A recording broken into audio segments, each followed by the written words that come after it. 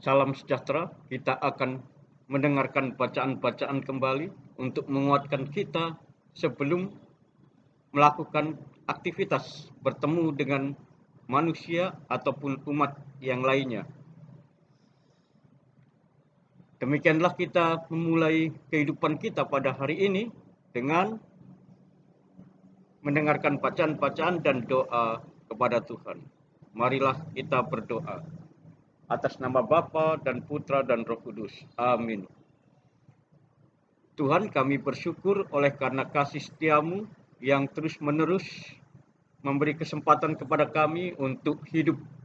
Kami mohon pertolongan-Mu untuk menguatkan kami di dalam belajar hidup suci dan menegaskan kami untuk tetap setia mempelajari kebenaran-Mu serta mengaplikasikannya. Kami mohon pertolongan-Mu ya Tuhan, hanya di dalam nama Tuhan dan pengantara kami. Amin. Dalam nama Bapa dan Putra dan Roh Kudus. Amin.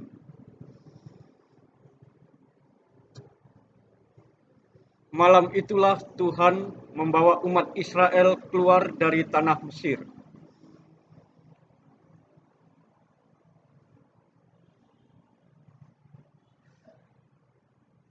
Sabtu 17 Juli 2021. Keluaran bab 12 ayat 37 sampai 42. Pada waktu itu, berangkatlah orang-orang Israel dari Ramses ke Sukot. Mereka berjumlah kira-kira 600.000.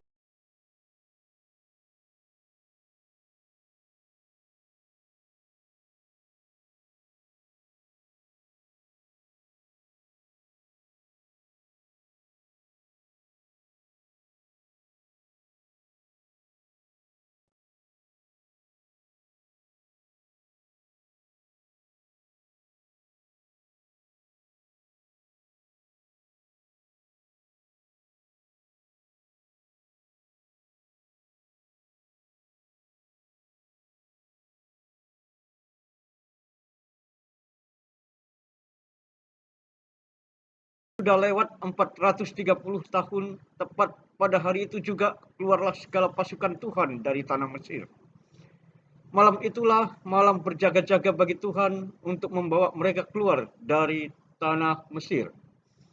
Dan itu pun malam berjaga-jaga bagi semua orang Israel turun-temurun untuk kemuliaan Tuhan. Demikianlah sabda Tuhan. Syukur kepada Allah.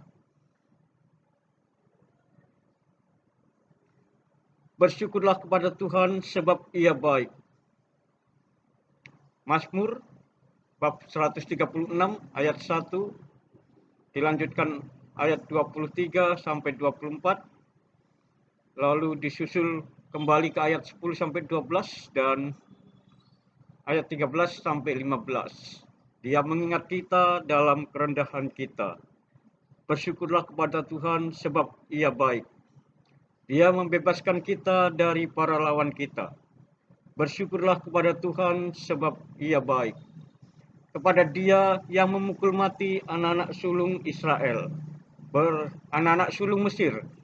Bersyukurlah kepada Tuhan sebab Ia baik dan membawa Israel keluar dari tengah-tengah mereka. Bersyukurlah kepada Tuhan sebab Ia baik. Dengan tangan yang kuat dan dengan lengan yang perkasa.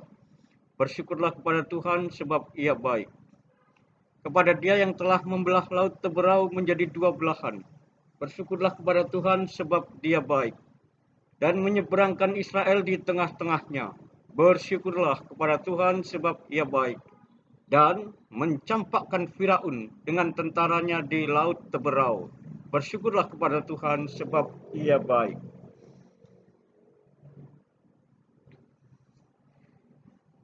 Dengan keras, Yesus melarang mereka memberitahukan siapa Dia, supaya genaplah sabda yang telah disampaikannya. Tuhan sertamu dan sertamu juga. Inilah Injil Yesus Kristus menurut Santo Matius. Dimuliakanlah Tuhan.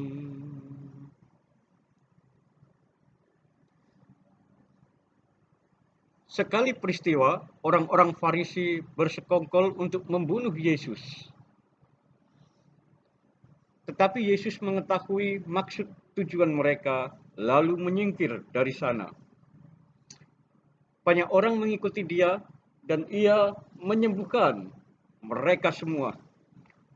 Dengan keras ia melarang mereka memberitahukan siapa dia, supaya genaplah sabda yang telah disampaikan oleh Nabi Yesaya. Lihatlah, itu hambaku yang kupilih, yang kukasihi, yang kepadanya jiwaku berkenan. Rohku akan kucurahkan atas dia, dan ia akan memaklumkan hukum kepada sekalian bangsa. Ia tidak akan berbantah dan tidak akan berteriak. Suaranya tidak terdengar di jalan-jalan. Buluh yang patah terkulai tidak akan diputuskannya, dan sumbu yang pudar nyalanya tidak akan dipadamkannya. Sampai ia menjadikan hukum itu menang, kepadanyalah semua bangsa akan berharap. Demikianlah Injil Tuhan. Terpujilah Kristus.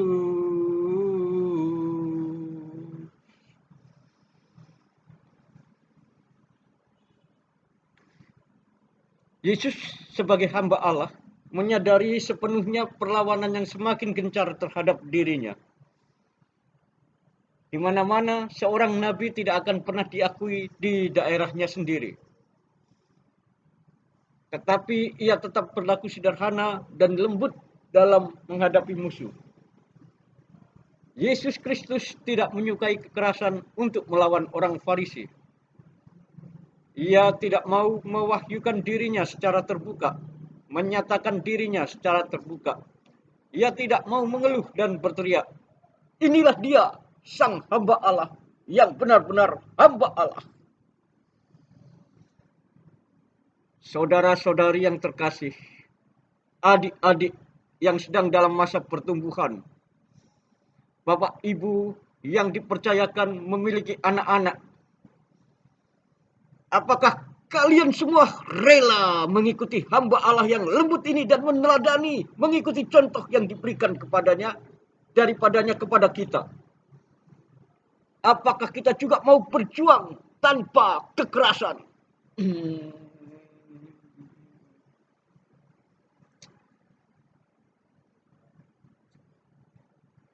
Kalau kita mengasihi orang yang mengasihi kita, kita tidak ada bedanya dengan orang yang lain.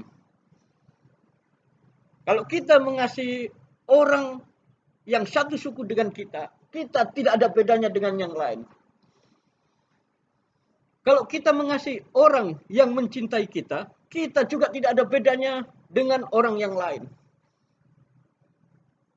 Padahal menjadi seorang Kristen dituntut perbedaannya dengan kualitas pemikirannya, perspektifnya yang tidak dimiliki oleh yang lainnya. Kalau kita mengaku Kristen, tapi kita hanya mengasihi sesama kita saja yang sama-sama Kristen, berarti kita bukan Kristen.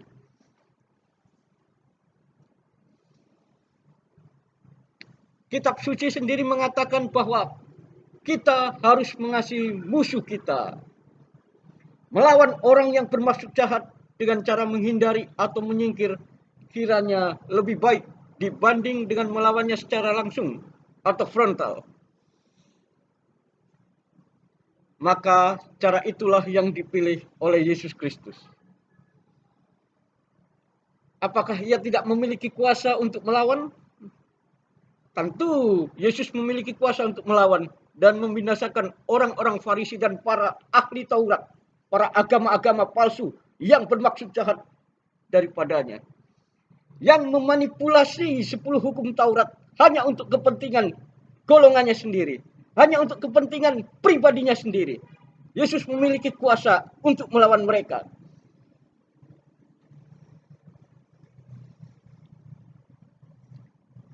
Yang dilawan Yesus adalah orang-orang yang menyamar sebagai domba, padahal dia sebenarnya serigala yang buas, yang siap menerkam.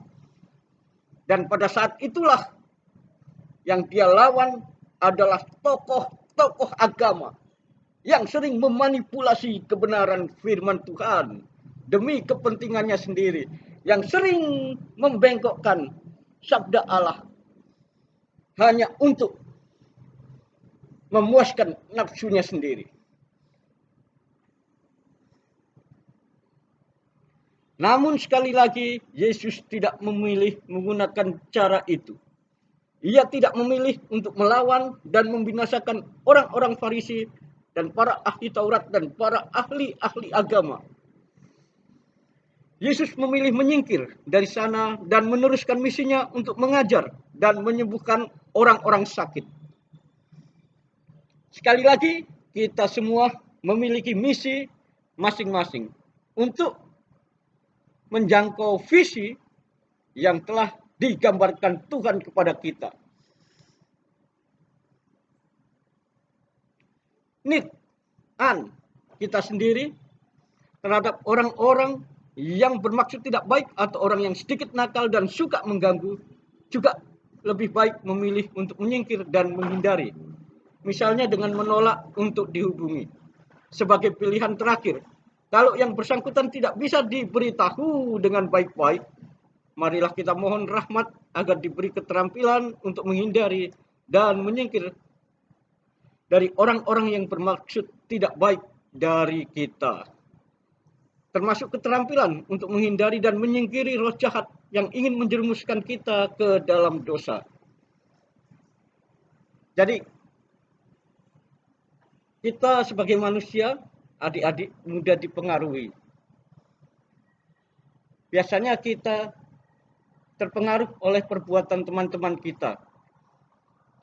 Kita merasa mungkin benar, tapi teman-teman kita keliru. Ternyata teman-teman kita yang keliru dibenarkan. Dan itu pada akhirnya membuat kita tidak lagi tetap jalan pada hidup yang benar. Kita mulai terpengaruh untuk mengikuti gaya hidup mereka, pola hidup mereka, cara pandang mereka, pola pikir mereka, kebiasaan mereka. Namun, di sini kita belajar untuk memiliki keteguhan iman, untuk memiliki semangat yang tidak bisa padam di dalam menyangkal diri kita dan memikul salib. Kita harus tegas menolak segala hal yang menjauhkan kita dari Tuhan. Tidak ada di antara kita yang hidup benar-benar suci, namun kita berusaha untuk hidup suci dengan selalu menteladani apa yang telah Tuhan lakukan kepada kita dan contohkan kepada kita. Maka marilah kita merenungkan bacaan-bacaan dan apa yang sudah kita dengar dengan seksama, dengan mohon pertolongan Tuhan untuk membuka mata hati kita sehingga kita dikuasai sabda Tuhan di dalam menjalankan kehidupan pada hari ini. Marilah kita memutuskan untuk hidup terus-menerus dalam kesucian yang Tuhan arahkan kepada kita. Marilah kita berdoa. Allah Bapa yang Maha Kuasa, kedamaian sudah semakin mendekat bila kami tidak memecahkan gelagah yang terkulai ataupun tidak memadamkan sumbu yang berkedip-kedip. Semoga kebaikan-Mu ya Tuhan dan kasih setia-Mu semakin berkembang dengan subur di dalam dunia ini dan di dalam setiap hati kami masing-masing, di setiap hati adik-adik, saudara-saudari, Bapak Ibu yang tercinta. Amin. Dalam nama Bapa dan Putra dan Roh Kudus. Amin.